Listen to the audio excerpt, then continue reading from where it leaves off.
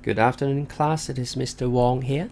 So please take out focus, and today we're going to look at page 100 of your book.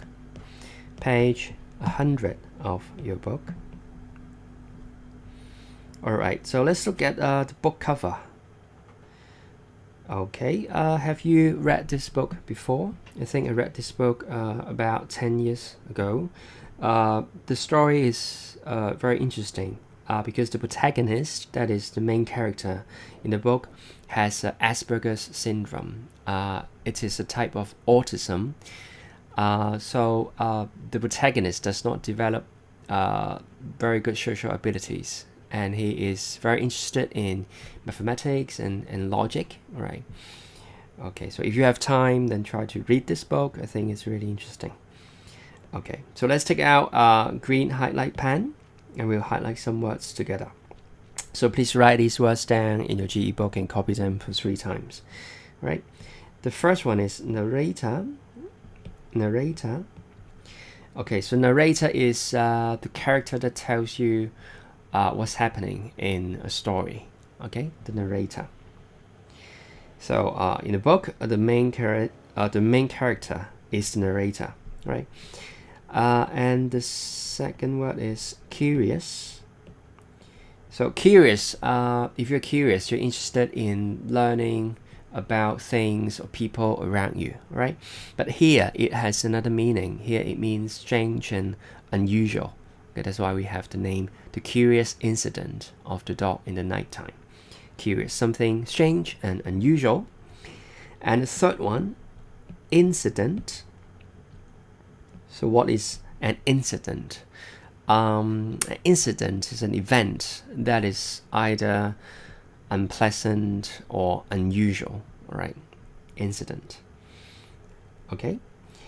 So the main character and the narrator of the curious incident of the dog in the nighttime is Christopher Boone, a 15-year-old boy. Christopher has a unique and sometimes surprising way of reacting to events. So unique. Please highlight the word and pay attention to the spelling. It should be Q-U-E. That is a Q. Unique. Something special. Something unusual. All right.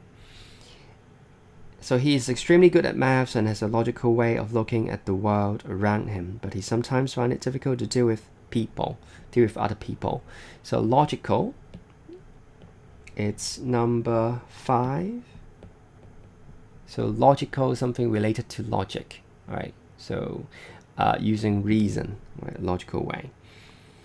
In the book, he describes everything exactly as he sees it in clear, direct sentences. So if you read the book, you notice that the writing style, it's really special. Yeah, because the author uses the language of the main character to tell the story. Okay, so all the sentences are direct and clear, right? Okay, the second paragraph. The story begins one night. Christopher finds his neighbor's dog dead in her front garden, with a garden fork sticking out of it. Most people would run away from such a scene, but Christopher does not behave like most people. He knows exactly what he likes and what he doesn't like, and he likes dogs. Alright, so please highlight the word scene. This should be number 6. Okay, so a scene here, it is a place where an unpleasant event has happened, right? Something unpleasant, a scene. Okay, he goes into the neighbor's garden and takes the dead dog in his arms. When the dog's owner, Mrs. Shears, sees Christopher with the dog in his arms, she screams and tells him to put the dog down. Christopher hates loud noises. He puts his hands over his ears, closes his eyes, and puts his head on the grass.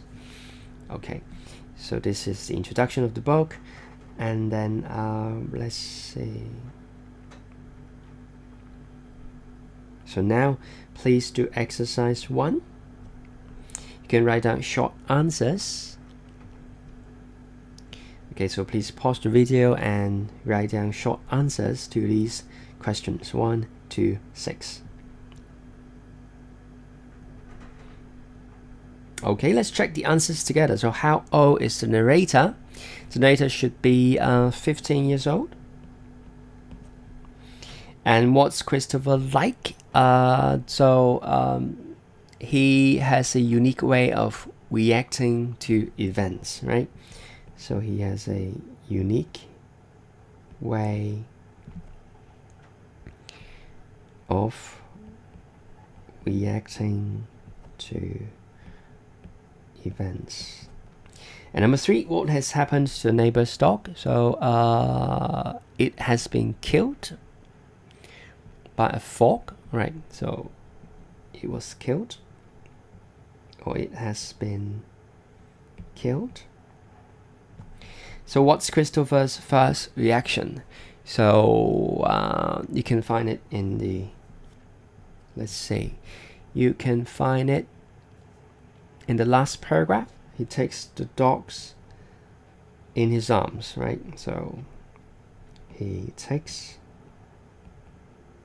the dog in his arms. And 5, how does Mrs. Shear's neighbor react? So she screams. And why does Christopher put his hands over his ears? Because he doesn't like loud noises, right? Because he doesn't like loud noises. Alright, please check the answers. And then we are going to look at an extract from the book on page 101. Okay, ready? Let's turn to page 101. Okay. Let's start from the first paragraph. Then the police arrived. I like the police. Let me make it bigger first. Okay, they have uniforms and numbers, and you know what they are meant to be doing.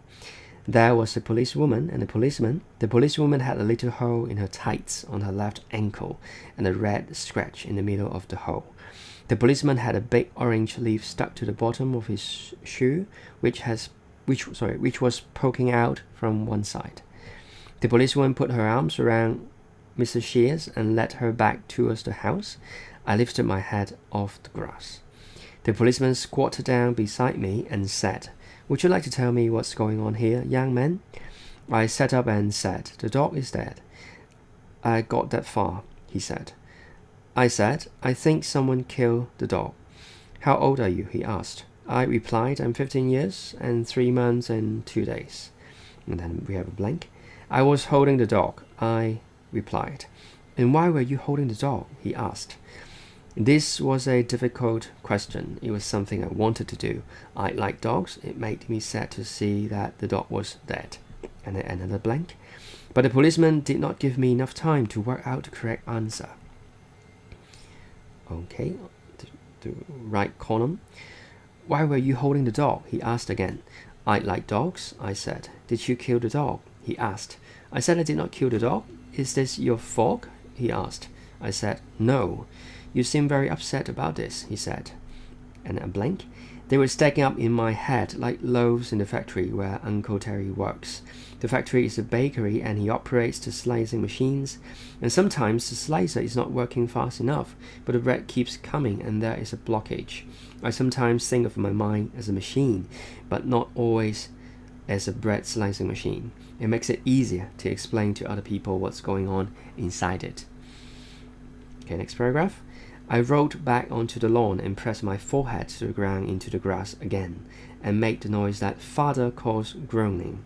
I make this noise where there is too much information coming into my head from the outside world. It is like when you are upset and you hold the radio against the ear and you turn it halfway between 2 stations so that all you get is white noise, and then you turn the volume right up so that this is all you can hear, and then you know you're safe because you cannot hear anything else. The policeman took hold of my arm and lifted me onto my feet. A blank. And this is when I hit him. Okay, so let's underline some words here. On the left hand side, in line 8, poking out. So poke. This should be number 8. So the spelling should be P-O-K-E. If it is not in the continuous tense. So poke out, if something pokes out, it stretches, to stretch out through something else. Okay, poke out. And then we have squatted. This is number 9. So squat, okay, can be a verb, can be a noun. Okay, and then on the right hand side we have stacking up. This is number 10. If we stack things up, we arrange things in an ordered pile. Okay, we put things in a pile, stack things up. And then the next one, operate to make something work, right? Operate.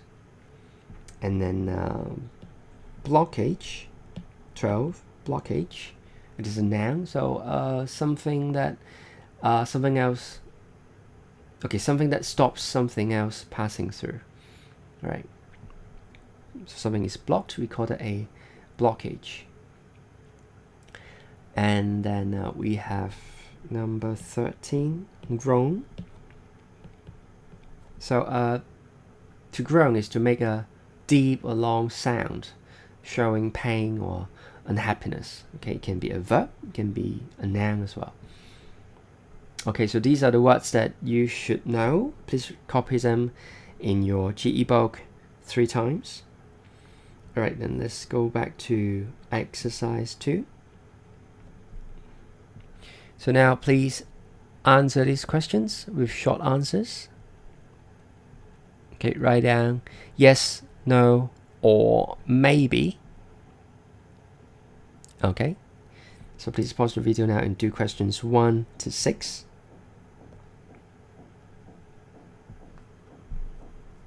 Alright, let's check the answers together. So question one, was Christopher afraid of the policeman and policewoman?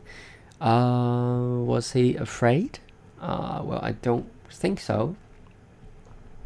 So it should be no. And then number 2, did the policeman understand why Christopher was holding the dog? No, that's why he asked him twice, right? And number 3, did the policeman suspect that Christopher had killed the dog? This one, I think it can be yes or maybe. Yeah, I think both are acceptable. And then 4, was Christopher able to answer all the policeman's questions? No. And 5, did Christopher feel stressed in the situation? Yes, that's why he hit the policeman at the end, right? So, yes. And number 6, do you think Christopher hit the policeman because he didn't like him? No, I think he hit him because of stress or because he was feeling uncomfortable, right? Okay, then let's look at exercise 3. So you have to read the extract again and then choose sentences, and then you have to use them to fit the gaps in the extract. Okay, and then there's one more word that you need to know. Okay, so precisely. So this is number 14. So precisely means exactly. Yeah, precisely. Okay, so please do the questions. All right, let's take a look. So the first one. Okay, in line 19 here. So what should be the answer? The first gap. It should be B, right? Should be. And what precisely were you doing in the garden? He asked. And then number 2, what should that be? Should be C. Right? I like the policeman too, and I wanted to answer the question properly. Okay, and then on the right hand side, they were stacking up in my head. So Christopher was thinking, right? So what should that be? It should be E, right? He was asking too many questions, and he was asking them too quickly. That's when Christopher started to feel uncomfortable. And the next one, question 4, a roll back onto the lawn. So before that, it should be the policeman said, I'm going to ask you once again. That was the turning point, right? That was the trigger. And then the last one, it should be A. I don't like him touching me like this. that is when I hit him. All right. So D, option D, is the extra one here. Okay, then let's look at exercise 4. So underline the sentences in the extract that describe the situations in pictures A to E. Okay, so can you do that now? Underline the sentences. That can be more than one sentence for some pictures, right? Please take a look at the pictures and then underline the sentences in the extract. Okay, so let's look at the story again. So picture A, so it should be somewhere here. The police woman had a little hole in her tights on her left ankle and a red scratch in the middle of the hole. It should refer to this, right? Okay, but there should be one more sentence. It should be here. The policewoman put her arms around Mrs. Shears and led her back towards the house. Okay, so this is A, and this is A as well. Okay, how about picture B? Picture B, let's take a look. The policeman had a big orange leaf stuck to the bottom of his shoe, which was poking out from one side. It should refer to this, right? The orange leaf here. But there should be one more sentence. Let's see.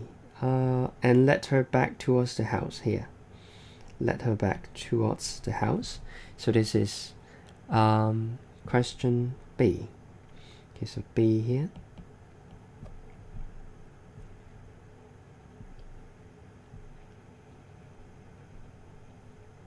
Okay, and B, because this part it can also refer to picture B as well. Right? How about picture C? Can you find that? Let's look at the picture. I think it refers to what's going on in Christopher's mind, right? So let's look at the story again. I think it should be here. They were stacking up in my head like loaves in the factory where Uncle Terry works.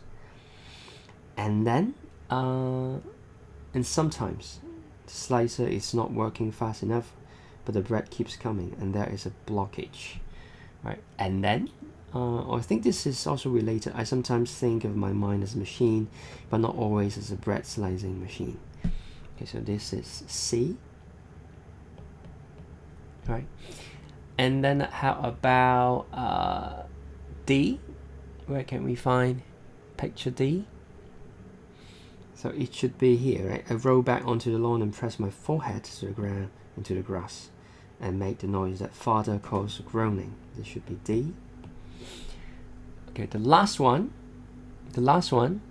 he was holding a radio in his hand, so it should be this one, right? It is like when you're upset and you hold the radio against your ear and you turn it halfway between the two stations so that all you get is white noise, and then you turn the volume right up. Okay, so the whole thing here should be picture E. All right. Okay, I think that's it for today. So we finished these 2 pages. We will do the exercises underneath on Thursday during the live lesson, right? So I'll see you on Thursday at 2:30. Okay, all right, see you guys, bye bye.